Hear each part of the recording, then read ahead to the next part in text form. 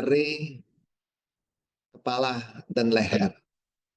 Ya, memang ini suatu keluhan. Saya nggak bilang penyakit, bahwa ini adalah suatu keluhan yang tidak nyaman, yang selalu setiap orang pernah ngalami, dan penanganannya juga macam-macam, penyebabnya juga macam-macam.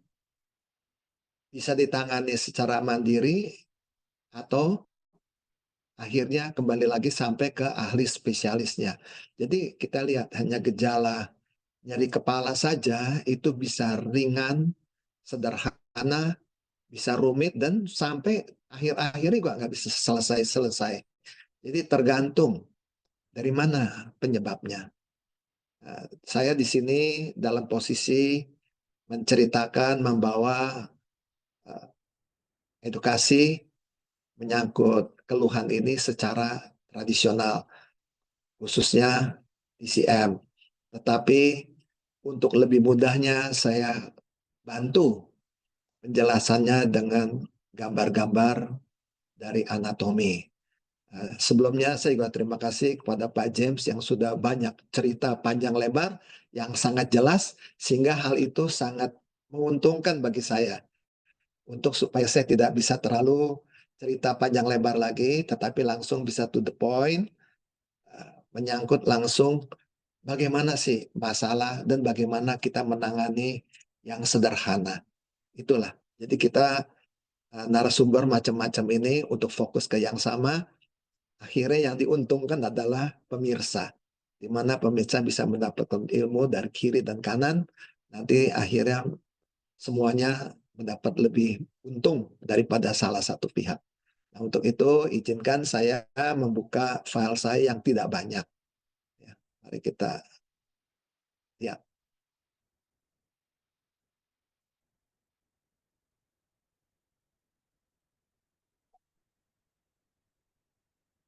Nah, ini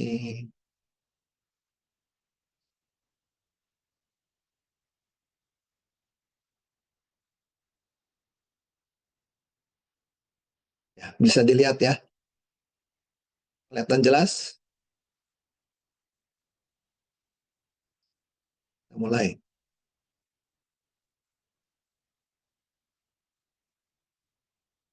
Oke. Kita coba pikirkan hubungan bagaimana sih cara sudut pandang kita melihatnya. Misalnya, kita bisa melihat dengan sudut pandang A, yaitu daripada otot, pembuluh darah, dan saraf. Karena kita tahu, secara awam semua orang tahu bahwa tubuh kita masing-masing itu terdiri dari otot, pembuluh darah, saraf, dan adanya tulang. Dalam hal ini, saya tidak memikirkan tulang, karena tulang itu adalah kasus tersendiri, ya, yang tidak ada kaitannya dengan urusan kita saat ini. Kemudian, dalam sudut pandang lain, yaitu yang di bidang saya, itu adalah sudut pandang B, di mana kita menceritakannya, menjelaskannya, menanganinya, itu adalah secara holistik. Jadi memang kita tahu bahwa tubuh kita ini tidak semata-mata hanya dari satu unsur. Jadi banyak sekali unsur yang berperan, sehingga terjadilah kita sebagai wajar ya, ini manusia ini. Ya, maka salah satu menderita atau salah satu abnormal itu akan mengganggu. Boleh percaya, boleh enggak, tetapi kita dalam buktikan bahwa sesuatu yang mengakibatkan sehingga kita tidak ada kenyamanan secara fisik maupun secara psikologis, itu akan mempengaruhi semuanya. Dan akhir-akhirnya kita rusak dua-duanya, yaitu fisiknya juga terganggu, psikologisnya, jiwanya juga bisa terganggu. Nah, untuk dalam hal ini, secara sudut pandang tradisional, khususnya dari PTT, pengobatan tradisional Tiongkok, itu ya kita bahas juga menyangkut jalur meridian. Memang dari pihak keilmiahan ya, secara sudut medis, itu sudah meyakinkan bahwa meridian itu adalah merupakan suatu kanal, suatu saluran di mana ada pembuluh darahnya, ada ototnya, ada sarafnya, dan juga ada cairan limfatik, limfanya, cairan cairan getah bening. Jadi itu semua dalam suatu komunitas ya yang kita nggak bisa uraikan satu persatu, ya kita bilang namanya jalur meridian. Ada sebagian memang bisa dibuktikan secara radiologi ya bahwa, tapi yang penting adalah jalur ini ada, meridian itu ada. Maka banyak orang agak sulit kalau tidak bisa membuka hati, agak sulit untuk mempelajari ilmu holistik ini karena agak abstrak. Jadi dia merupakan satu black box ya. Kita hanya tahu ada input, yaitu ada keluhan. Kita nggak tahu bagaimana caranya dengan cara-cara tersendiri yang mungkin dianggapnya non medis, dianggapnya begitu atau non scientific, tetapi yang kita cari adalah outputnya, yaitu output kesembuhan. Dan kalau kita meneliti lebih saksama, ternyata yang di dalam black box itu juga merupakan sains. Cuman bedanya ada sains yang belum terurai secara detail, ada yang sudah bisa diuraikan, yaitu dijelaskan secara evidence base.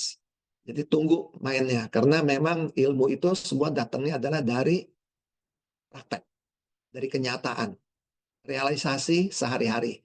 Langsung diceritakan, dibicarakan, dicari sebabnya apa, diteliti, disusunlah terjadinya suatu teori yang rampung.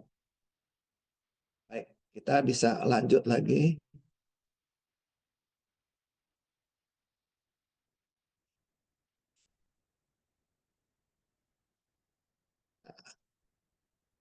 Dalam hal ini, nyeri kepala bandingkan dengan nyeri leher. Kita lihat ya, tipe-tipe nyeri kepala ini kalau besarnya, walaupun gambarnya berbeda, tapi sudah banyak diceritakan oleh Pak James. Ya. Umumnya kalau leher itu kita nyerinya kayaknya di punggung, di sekitarnya, di punggung leher ini ya, di sekelilingnya dan lain-lain. Tetapi kembali lagi, penyebabnya banyak disebabkan oleh pengaruh daripada bagian leher ini, yaitu berkenaan dengan servikal. Kira-kira begitu sudut pandang A. Tapi bagaimana kalau dengan sudut pandang B? Ya. Sudut pandang B lain. Nanti kita ceritakan. Nah, ini tadi sudah kita melihat dengan detail, gambar saya tidak terlalu bagus. Pak James itu jauh lebih bagus menjelaskannya. Maka saya beruntung sudah dijelaskan dulu. Ya, lihat, kita lihat. Nah, ini juga kita mengulangi. Kalau kita cerita menyangkut kepala, banyak pembuluh darah. Yang kuning-kuning ini adalah aliran saraf. Nah, yang biru itu pembuluh darah, yang garis-garis ini, yang warnanya indah itu adalah gambar-gambar daripada otot. Kalau kita teliti otot yang lebih jelas lagi, yang berpengaruh adalah seperti gambar yang di atas, di kanan. Ya, ini.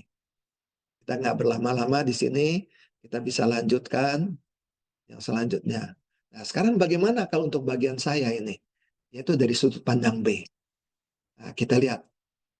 Meridian, karena ini kita dibahas pada kepala dan leher, jadi saya cari, nggak berlama-lama, tidak muter-muter, saya cari meridian yang melewati leher dan kepala itu meridian apa saja. Ternyata setelah dikumpulkan, meridian yang melalui, yang lewat di kepala, atau yang berada di kepala, yang lewat atau yang berada di leher, semua itu adalah jumlahnya ada 7. Yaitu meridian lambung, meridian usus kecil, meridian usus besar, meridian kantong kemih, meridian Sanjiao yaitu triple hitter ya, 3 pemanas.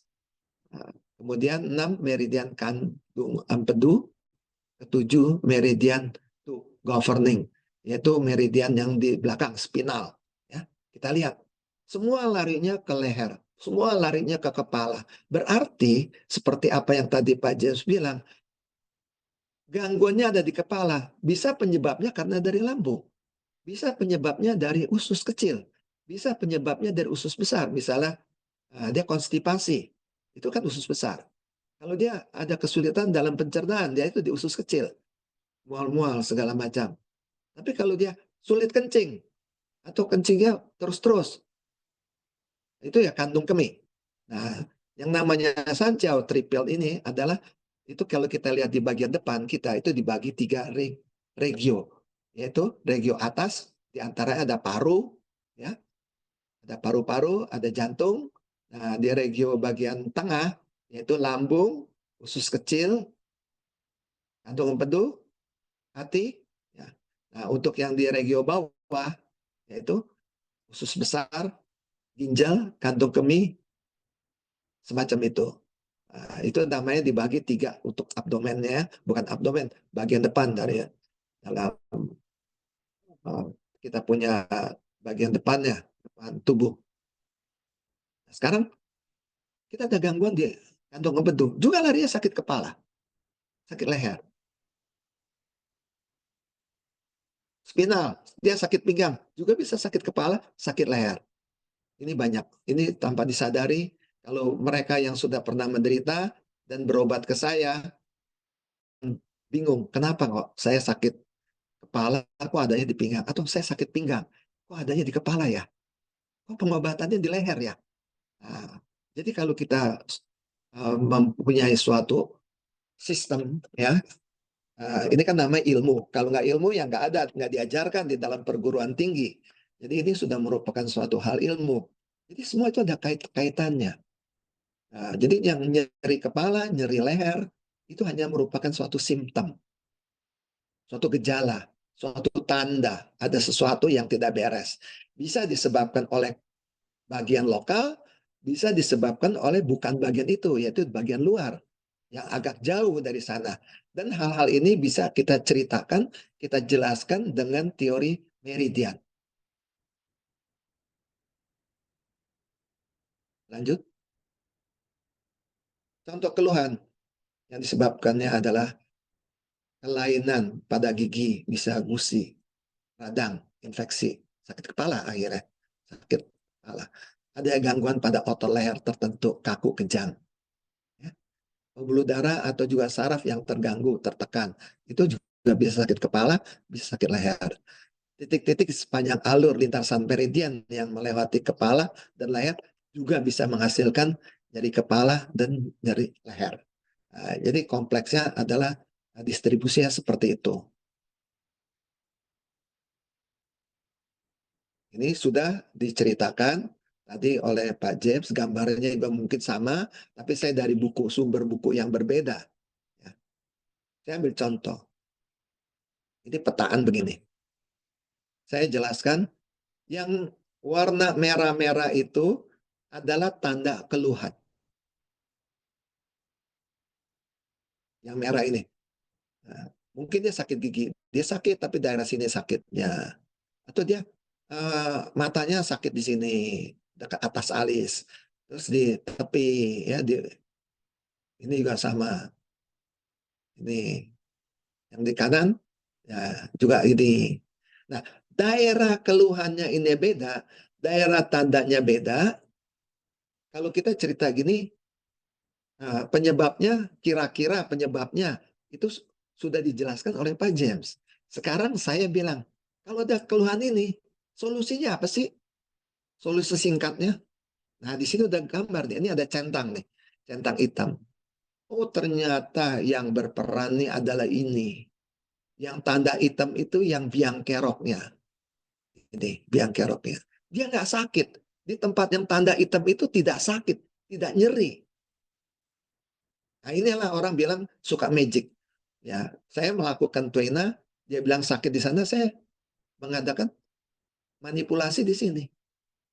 Saya mengadakan manipulasi di sini, di titik ini. Nah, ini titik-titik ini itu hanya ada di pelajaran tradisional karena alirannya adalah aliran meridian. Ternyata kita manipulasi di sini, dia akan berkurang nyerinya dan malah bisa sembuh. Ini titik lokal ya, titik dekat saya bilang. Kenapa? Kalau kita amati, ternyata titik ini adalah dialirkan. Mengalirnya ada aliran meridian tuh lihat. Ini gambar-gambar meridian. Ini saya nggak usah jelaskan secara mendetil. Kalau memang mau lebih tahu bisa belajar ya. Sekarang sudah ada sekolahannya di sini. Tingkat sarjana ya sudah ada. Ya. Jadi dengan demikian supaya sebagai seorang awam kita bisa coba pijit di sini pakai tangan, ditekan, diulek-ulek sedikit ya. Jangan suruh orang, sendiri aja lakukan. Nah, kalau memang mau sempurna, ya Anda harus belajar menjadi suatu praktisi yang profesional ya. Ini hanya sebagai petunjuk untuk meringankan. Nah, ini untuk yang temporaris ya. Bagaimana untuk yang lain? Nah, ini kan lebih jelas kan? Lihat daerah sini. Ini semua garis-garis itu adalah garis-garis lintasan meridian. Titik-titiknya ini adalah titik-titik akupunktur. Jadi yang tadi untuk kita melakukan tuena yaitu massage. Kalau untuk akupunktur, dia ada titik akupunktur yang lebih detail. Nah, untuk suboccipitalis ya. Nah, lihat nih. Keluhannya di tepi ini. Di tepi kepala. Kita tanganin di sini. Di otot. Nah, ini otot kecil yang tadi diuraikan oleh Pak James, itu ini otot kecil. Kita tangan ini daerah sini, mengadakan manipulasi. Nah, ini dia nih. Ternyata tuh, itu juga daerah apa? Daerah yang dilintasi oleh meridian. Sekarang masalahnya kalau kita belajar akupunktur meridian, yang mana ini titiknya? Terlalu banyak. Nah, itu nanti ada suatu ilmu tersendiri bagaimana kita menginvestigasi, menganalisa, melokalisasi supaya titik itu menyempit. Supaya kita bisa tahu memfokus cari titiknya. Itu ada pelajaran tersendiri. Kalau ini sekarang secara umum aja kita bisa tangani di daerah sini. Kita lanjut lagi untuk keluhan yang di daerah-daerah masseter. Itu daerah juga menyangkut dekat daerah gigi. Ini tadi sudah disebutkan, ini juga ngunyah ya. Sakitnya di bawah, ini seperti orang sakit gigi. Bisa juga benar-benar sakit gigi mungkin. Ada kadang-kadang diperiksa giginya nggak ada masalah, tapi dia nyerinya di sini, maka kita nangani adalah tempat yang centang-centang hitam-hitam ini. Tuh lihat tuh. Secara meridian dia ada. Titik ini ST5 ya. Ini di sini nih. Ada. Nah, lihat lagi. Untuk bagian trapesius ini dekat keluhan di sini sama. Kita tangannya di mana? Di bahu, di pundak, di sini tangannya. Karena apa? Meridiannya itu lewat di sini. Lewat di sini, larinya ke atas tuh. Lewat sini nih, mendekati kan? Tuh, mendekati. Ya. Nah, kemudian untuk splenus, capitis, ya di daerah sini. Saya nyerinya kok di ubun-ubun, kayak di ubun-ubun tuh cekot, cekot, cekot, cekot. Ya. Ternyata apa?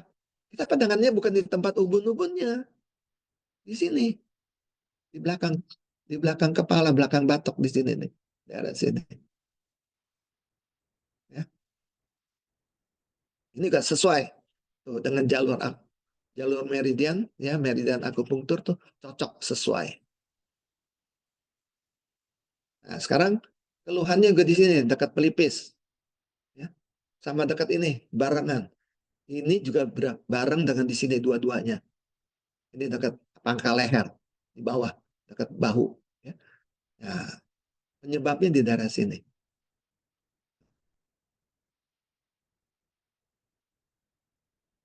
Ya, dekat spinal erectus ya, tapi bagian atasnya ya. Nah, ini lihat tuh. Meridiannya ikut di sini. Ada itu meridiannya tuh jalurnya. Cuman kalau akupunktur lebih terperinci. Kita secara manual aja. Ini lebih dominan. Maka dikasih centang. Kemudian penyakitnya di lebih luas. Waduh, semuanya ini nih, yang daerah merah lebih luas. Nah, itu dominannya di sini. Skalin ya, ototnya. Otot skalin. Nah, di sini. Nah, tinggal bagaimana caranya kita menanganin otot ini supaya dia terjadi relaksasi, itu ada teknik tersendiri. Kalau untuk awam, saya bilang untuk ini dicabut aja deh yang paling aman, cetot. Sebab orang Madura kan dia pakai ini, pakai tangan, ini ototnya dijepit, tarik. Tuh. Jangan dikerik, nggak boleh dikerik. Cetot, lebih ampuh. Ini ada, tuh, cocok. Ini jalurnya meridiannya tuh. Ya, ada. Sekarang kita lihat lagi. Bagaimana untuk nyeri kepala dan nyeri leher yang kompleks? Maksud saya yang kompleks itu, kita tuh nggak bisa menentukan, nggak bisa bilang, saya sakit di sini, saya sakit di sini. Nggak bisa. Kompleks. Kayaknya remang-remang. Nah, ini rumit loh. Contohnya, contoh yang paling umum yaitu migrain. Istilahnya migrain atau istilah awamnya adalah kita sebagian sakit kepala.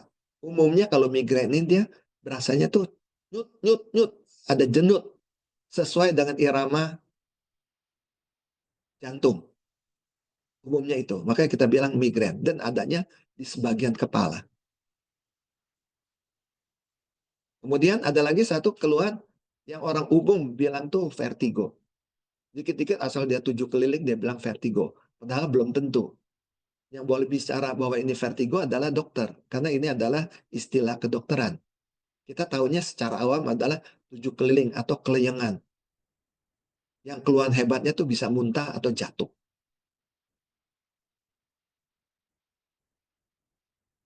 Nyeri leher saat leher digerakkan. Ada lagi yang lebih ringan. Saya kalau nggak gerakan leher nggak sakit. Nggak ada keluhan. Tapi giliran saya gerakan baru sakit. Nah, itu juga kompleks. Ya, bisa aja cedera. Cedera otot. Itu istilah kampungnya ada keseleo. Nah, sekarang bagaimana kalau dia sebetulnya nggak 7 keliling, cuma agak sedikit keliengan, kayak mabuk darat. Kok apa ya, goyang-goyang, tapi goyangnya seperti ngambang.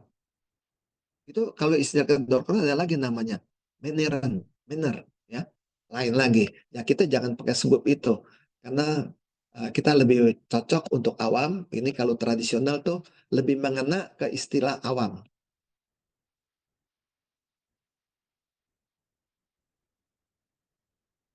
Nah ini lihat, saya ulang tuh, migrain. Penyebabnya apa kira-kira? Gangguan otot? Bisa. Gangguan pembuluh darah? Bisa. Gangguan saraf? Bisa. Ada satu lagi, itu gangguan organ. Bisa. Cuman saya tidak masukkan di sini karena itu jarang. Ya. Biasa kalau kena gangguan organ, organnya sudah diobati dulu. Paling dia bilang, oh ini organnya macam-macam ini, tapi pusing itu ya itu namanya keluhan sampingan, nanti hilang sendiri kayak gitu. Jadi supaya si klien ini, pasien ini jangan kaget ya, kita bilang 3 aja yang umum: gangguan otot, gangguan pembuluh darah, gangguan saraf. Ya, untuk gangguan organ jangan dulu, itu terlalu hebat. Ya. Otomatis kalau organnya terganggu, pembuluh darah juga terganggu, sarafnya juga terganggu. Karena secara tradisional ya kita ini tidak mengenal gangguan saraf. Kita hanya tahu otot, darah, dan energi, yaitu qi. Maka secara tradisional, seandainya aliran darah dan aliran qi-nya itu terganggu, jadilah sakit, terjadilah keluhan. Itu kuncinya. Kalau dia lancar, nggak ada masalah. Atau kalau kita di masyarakat, kalau ada gangguan si kaya dan si miskin bersama-sama, itu terjadilah bentrokan-bentrokan, ketidakseimbangan. Maka ini juga sama di tubuh kita, qi sama darahnya itu, energi sama darah, atau qi dan xie itu harus seimbang. Kalau mau lemah, lemah semuanya. Kalau mau kuat, kuat semuanya. Itu aman.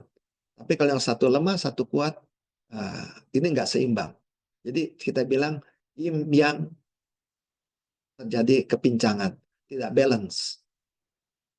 Ya, tujuan daripada pengobat tradisional adalah kita membuat balance, membuat dia seimbang, supaya semua gangguannya hilang.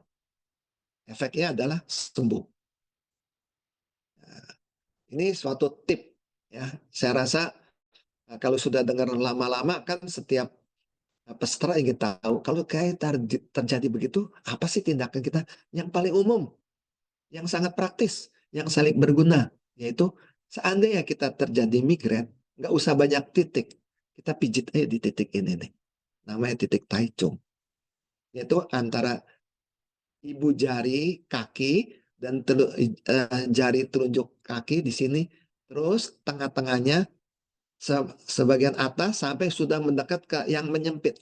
Jadi di sini ada celah seperti segitiga, hampir mendekati ke ujungnya, itu namanya titik Tai Chung, itu kita tekan. Tekan-tekan, unyel-unyel, ya, pijit-pijit gitulah. 5 menit, ya. Tapi kalau saya bilang bukan 5 menit, pijit-pijitnya gini, hitung ya. 1, 2, 3, stop. Kasih istirahat. Dia akan sakit. Tunggu, kasih jeda, waktu, pijit lagi. 1, 2, 3, pijit. Stop. Kasih waktu, jeda, pijit lagi. 1, 2, 3, stop. Jadi setelah 3 pijitan, 4 pijitan, rasa nyerinya hilang. Diikuti dengan migrainnya berkurang. Lanjutkan lagi. Ini adalah salah satu penanganan yang awal, yang dini. Kalau sudah kronis, nggak bisa. Kalau sudah lanjut, nggak bisa begini. Mesti datang ke tempat yang profesional. Kita lanjut lagi. Bagaimana kalau yang mengalami yang 7 keliling? Diagnosa kira-kira sama. Yaitu gangguan otot, gangguan pembuluh darah, gangguan saraf. Nah, kita lakukan tes-tes tertentu. Waktu melakukan tertentu menentukan dikarenakan item 1, item 2, atau item 3. Ya, kira-kira begitu. Lihat. Dia 7 keliling. Bisa jatuh ini. Dan kalau mengalami vertigo ini, 7 keliling ini, mata nggak boleh dipejamkan ya, nggak boleh dimeremkan. Harus melek. Harus melek. Menenangkan. Ini nggak mudah diatasi. Penyebabnya macam-macam. Lihat. Bisa fisiologi atau bisa psikologi. Untuk sementara, penanganannya bagaimana? Kita lihat. Setiap orang nih, kupingnya kan berbeda-beda. Kita nggak usah pusing. Anggap aja, ini akar kuping, telinga ya. Mau di kiri, mau di kanan sama. Kita ukur ke atas. 1,5. 1,5 cun. Oke, kalau kita rasa-rasain, di sini agak legok sedikit, agak kempot. Jadi kalau dari sini, cara vertikal, kita rasain, ini agak kempot. Ya. Kalau 1,5 cun itu kira-kira, kalau 1 cun ini nih. Ya. Lipatan jari, sampai lipatan jari ini, itu kita anggap tuh itu 1 cun. Istilahnya. Kan zaman dulu nggak punya ukuran ya. Jadi ukurannya adalah dari tangannya. Jadi kalau 1,5, ini ditambah setengah jaraknya, itu dari akar kuping sampai ke atas, dan dikoreksi lagi, itu harus dia di tempatnya agak legok, agak kempot. Itu namanya titik Swaipu, GB8. Terus terang aja, akupunkturis juga jarang. Jarang yang tahu, jarang yang pakai titik ini. Jarang sekali. Justru yang banyak pakai titik ini adalah orang yang massage. Pijit. Kita pijit di sini, sama caranya. 1, 2, 3, stop. 1, 2, 3, stop. 1, 2, 3, stop. Dan langsung diikuti perasaannya. Tanya, bagaimana? Ada perbaikan nggak? Kalau ada proses perbaikan, artinya tepat. Lanjutkan terus sampai dia sembuh. Sampai dia ringan. Ya. Nah, bisa juga tambahin lagi 1. Coba perhatikan ya, lihat nih. Tadi di sini ini efektif loh. Ini efektif. Ya. Satu lagi di Pai Hui. Jadi antara ujung telinga dengan ujung telinga, tengah-tengahnya itu adalah titik Pai Hui. Pai ini 100, Hui itu perkumpulan, titik perkumpulan macam-macam ada di sini. Bukan ubun-ubun. Ubun-ubun itu di depan, ya. Ini di belakang ubun-ubun. Kalau telinganya agak belakang ya dia juga titik ini agak belakang. Kalau telinganya agak ke depan, titik ini juga agak depan. Pokoknya dia patokannya bukan di tengah-tengah kepala. Patokannya adalah dari ujung telinga sampai ke ujung telinga. Ya, ini ini untuk penyakit Meniere. Nah, itu tandanya seperti vertigo, tapi penyebabnya beda. Kalau penyakit Meniere ini penyebabnya adalah dari telinga siput, siput telinga. Biasa di situ ada gangguan tuh. Keseimbangan kita di dalam telinga ini ada gangguan. Jadi secara medisnya disebutnya Meniere, Meniere, Meniere syndrome. Hampir juga seperti 7 keliling. Tapi kalau dia nggak puter, nggak apa-apa. Kalau kepalanya dia putar, baru dia pusing. Itu bedanya dengan vertigo. Kalau vertigo biarin dia diem juga tetap pusing. Jadi vertigo aktif. Kalau ini pasif. Kalau kita gerakkan kepalanya, baru dia 7 keliling. Kalau vertigo nggak digerakkan pun 7 keliling. Kita meramkan mata, makin besar 7 kelilingnya. Ya. Ini kompleks. Jadi saya tekankan di penyakit-penyakit yang kompleks dan yang hal ini merepotkan kita. Masa 7 keliling ini kita harus tunggu dokter, berobat ke dokter. Ya berobat ke dokter nggak ada masalah. Tapi dia dokter prakteknya malam. Saya ini kenanya pagi, gimana? Nah, ini adalah tindakan-tindakan yang membantu. Tindakan alternatif yang bisa membantu. Kalau dia berbaikan sembuh, ya dilanjutkan. Nggak usah konsul ke dokter. Kalau masih belum sembuh, ya konsul ke dokter. Kemungkinan ada penyebab lain. Atau bisa juga pergi ke Sinsei, ke bagian yang biasa nangani gangguan-gangguan seperti uh, migrain dan vertigo. Biasanya mereka pakai jarum ya. Kalau saya dulu pakai jarum, kalau sekarang saya pakai tangan. Karena tangan ini yang sangat praktis. Saya bisa bawa kemana-mana, otomatis nempel, nggak ketinggalan. Jadi kalau dibutuhkan di setiap saat, di tempat manapun, saya bisa turun tangan, memberikan suatu pertolongan darurat. Kalau jarum kan, kalau nggak bawa jarum bagaimana? Apalagi sekarang, kalau mau pakai jarum kan mesti ada izin, ya. Uh, dianggapnya itu merupakan suatu pelukaan ya, nggak boleh. Kita lanjut lagi. Nah, ini gambarnya hampir sama, ya. Nyeri leher saat leher digerakkan. Contoh yang umum kita katakan salah bantal. Nah, salah bantal. Nah, untuk salah bantal ini ya banyak macam tindakannya. Ya bisa dari di tangan, ini kita bisa, ya. Tapi dalam hal ini saya rasa kalau salah bantal ini kan tidak terlalu fatal daripada vertigo. Ini masih bisa tunggu waktu, ya. Ya, kita bisa lakukan dengan provokasi, yaitu menggerakkan posisi leher ke salah arah untuk menentukan otot terkait yang bermaksud untuk dilakukan tuina. Itu contohnya tadi Pak James sudah memberitahu bagaimana mengadakan stretching. Untuk awal bisa, ya. Untuk recovery bisa stretching. Tapi kalau yang sudah akut harus ke orang ahli dari yang profesi, ya. Diadakan manipulasi tindakan tangan secara manual dan ini nggak boleh dikletak-kletek sama aja. Saya tidak melakukan peletak-peletek seperti orang lain yang melakukan itu. Ya. Solusi lain yaitu kita bisa dengan herbal dan ingat herbal TCM ini ya dia khusus.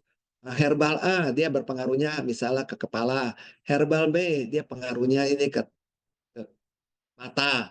Herbal B ini pengaruhnya ke liver misalnya. Dia ada punya karakteristik seperti itu. Nah, akupunktur banyak sekarang udah banyak akupunkturis. Nah, itulah yaitu hand manipulation, ya. Jadi ini adalah solusi-solusi. Nah, kemudian perawatannya gimana? Ini seperti yang tadi kan, yang Pak James sudah bilang, yaitu kita mengadakan perlawanan, mobilisasi untuk stabilisasi, ya. Jadi kepalanya ke sana, tangan ini dorong ke sana. Ini untuk perawatan ya, supaya kita ototnya tuh kuat. Dan yang memang perlu kepalanya ini harus posturnya tegak, ya, supaya nggak salah ya.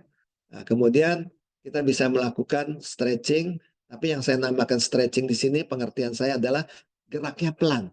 Stretching itu pelan, tidak boleh cepat. Dan banyak orang udah bilang pelan aja dia masih cepat. Saya bilang tidak, sepelan mungkin seperti orang yang sudah ceritanya orang yang udah mau mati lah kan pelan gerakannya gitu ya. Atau tai chi ringan. Tai chi ringan saya pilih yang style. Namanya yang style. Ada lagi Sun style, ada lagi Wu style, ada lagi Tan style, Chen style. Jadi banyak macam. Yang namanya Tai Chi itu banyak macam style.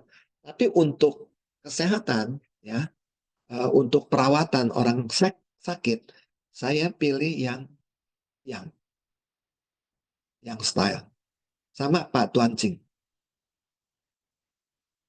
Di luar dari ini, Ucin sih, saya tidak rekomen untuk orang yang menderita. Untuk orang yang sehat, oke. Ucin sih boleh. Ya. Atau Ising Ching boleh. Tapi untuk orang yang sudah menderita, saya hanya milih ini. 3. Stretching lembut, lambat. Tai Chi ringan, yaitu yang style. Atau Ching. Kalau memang susah, ini bisa ngintip di YouTube. Ketik aja ini. Tai Chi. Yang style. Ketik aja Pak Tuan Ching.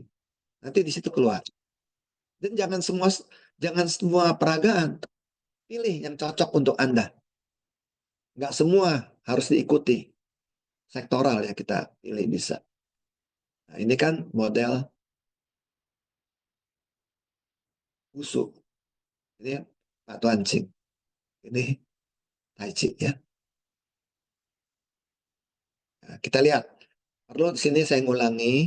Ini ada catatan secara medis. Nah, saya perlu jelaskan di sini. Ya, namanya adalah dermatom. Ternyata secara medis itu sudah diklasifikasikan. Jadi kalau kita cerita, ini sebenarnya di luar arena saya, tapi perlu saya singgung sedikit. Ini daerah leher, ya. Ini daerah torak. Oke, salah. Nah, ini daerah torak. Ya.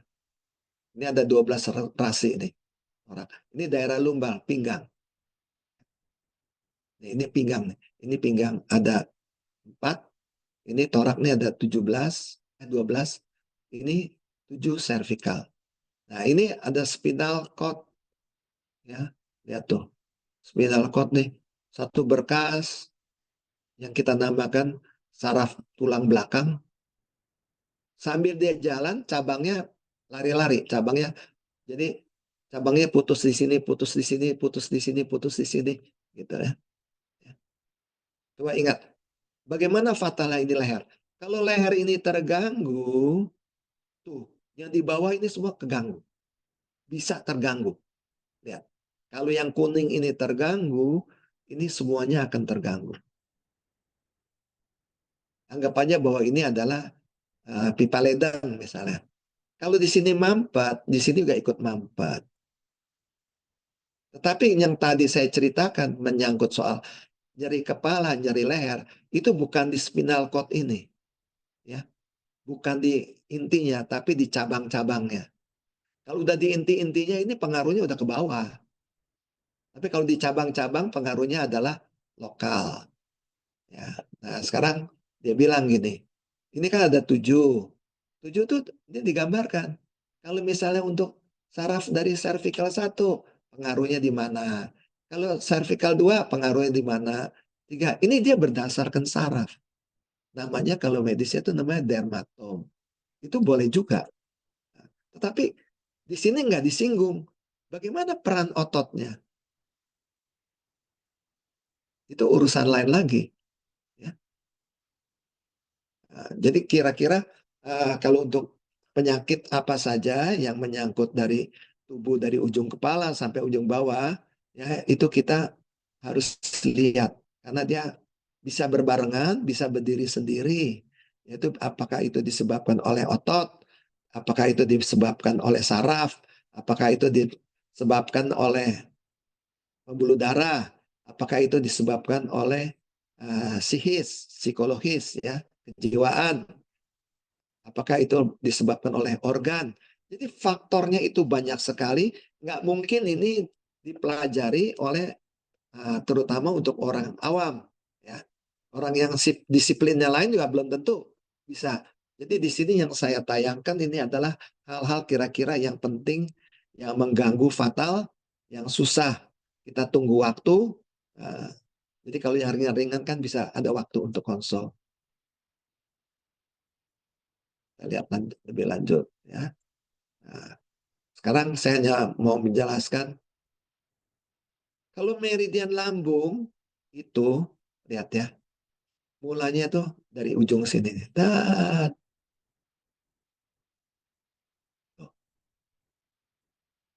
ke sana, naik ke atas. Turun lagi ke sebelah sini nih, turun. Ya. Tuh, turun ke sini. Balik lagi. Nah, meridian tuh gitu. Dan meridian ini ada kiri, ada kanan. Selalu sepasang. Ini ini di kanan. Tapi di kiri juga ada yang namanya secerminan. Ya, cerminannya. Cerminannya. Sama cerminannya. Nah, jadi secara TCM tidak mustahil. Gangguannya ada di kepala kiri, kita mengobatinya tuh di kepala kanan. Ya, tidak mustahil ya, bisa juga. Bisa juga dia di kepala kiri, kita sembuhkannya di kaki kiri. Karena ini jalurnya satu jalur. Begitu juga misalnya nyerinya di sini, kita tanganin di sini.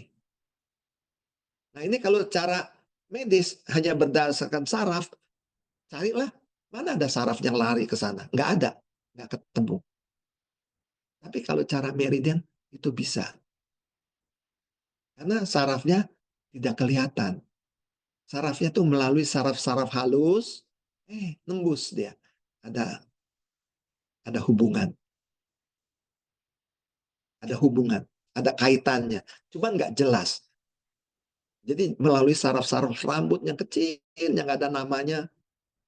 Tapi dari dulu, TCM ini dia sudah tahu ada gejala itu, maka dia merenung, diamati dengan berjalannya waktu, sehingga oh ini merupakan satu petaan ternyata. Dia merupakan petaan garis. Dan di dalam garis itu ada titik-titik yang dominan.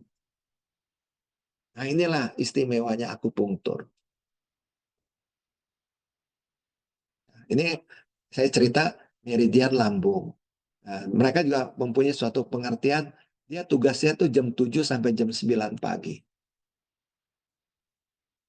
Ini apakah benar? Coba mesti diamati, saya nggak ngamati.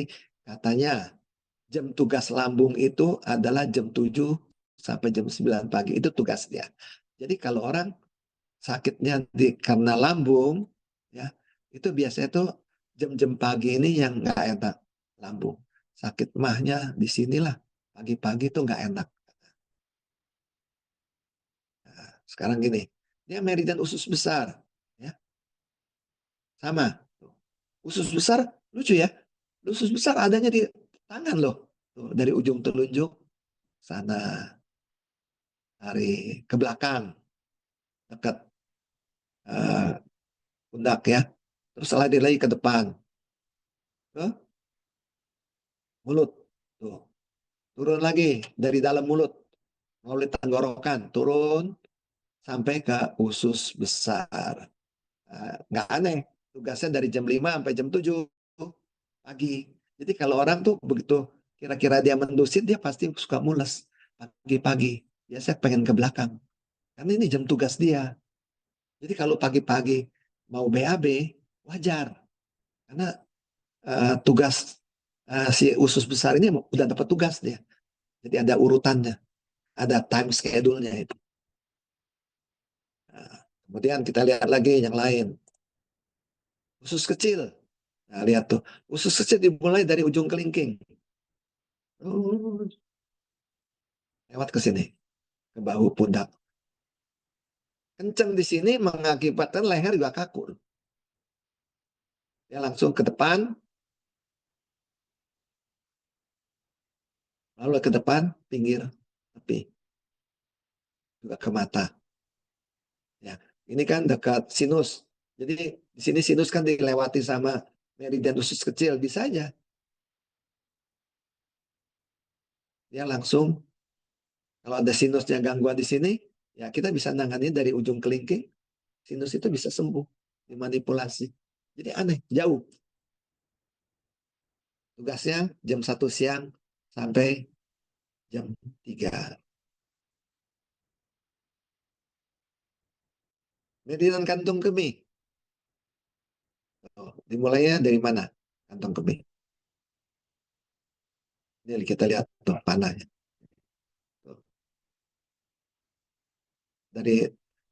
Dari tengah-tengah turun dari kaki naik, naik ke atas kepala ke depan lagi tuh dekat mata masuk dari dalam keluar ke tengah sini sampai ke tulang ekor sampai ke belakang kembali lagi. Jadi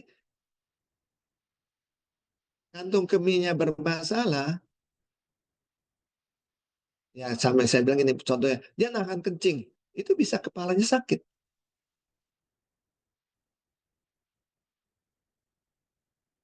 Jam tugasnya jam 3 sampai jam 5. Meridian Sancau tuh lihat ya. Dia pengaruhnya di sini nih. 3 ciao di sini. Ciao atas, ciao tengah, ciao bawah. Ya, dia jalannya dari jari manis di daerah luar lateral. Oh, sana radial ya. Oh, ini naik lagi ke dap depan. Oh, sini ke telinga, ke kepala. Daerah Sancau.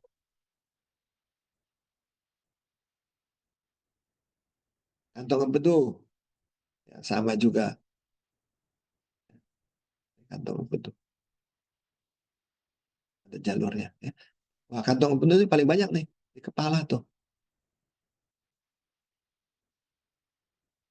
Kalau secara medis kan kantong empedu tuh tempatnya uh, endokrin juga ya, karena ada bagian enzim dia untuk mengolah lemak-lemak. Kalau makanannya nggak cocok, ya kita juga pusing. Jam tugasnya malam nih, sampai jam 1.